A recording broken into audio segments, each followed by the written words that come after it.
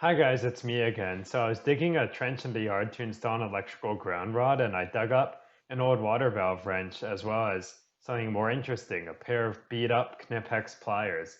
They're in really rough shape, but I think we can restore them. So the handles on these pliers are covered in what looks like electrical tape, but it came off easily with my utility knife, and the tape prevented the metal underneath from corroding, so I guess that's good.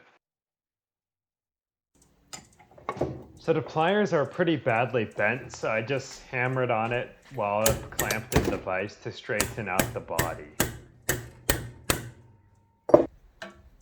So the box joint part on the pliers has been smashed, so I'm just using a cold chisel to spread apart the metal, and this widens the gap back to its original state, so hopefully this will work.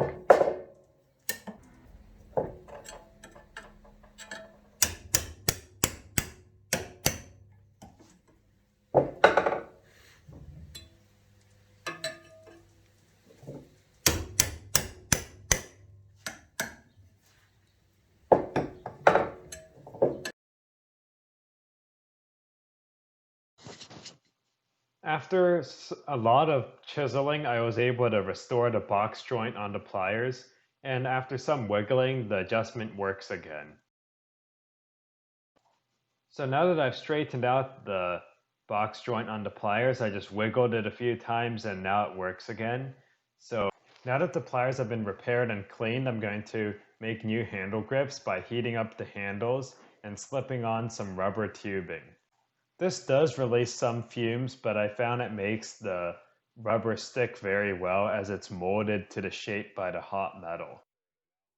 So after about 10 or 15 minutes of shoving, I was able to get the pliers handles shoved on, and I actually leave the tips exposed, similar to the design on my Milwaukee pliers.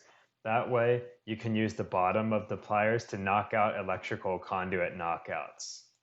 Now let's test the gripping performance of these pliers. According to Knipex, this type of plier is great for gripping pipes and electrical conduit, so let's see if we can use it instead of a pipe wrench, which is one of the features they advertised.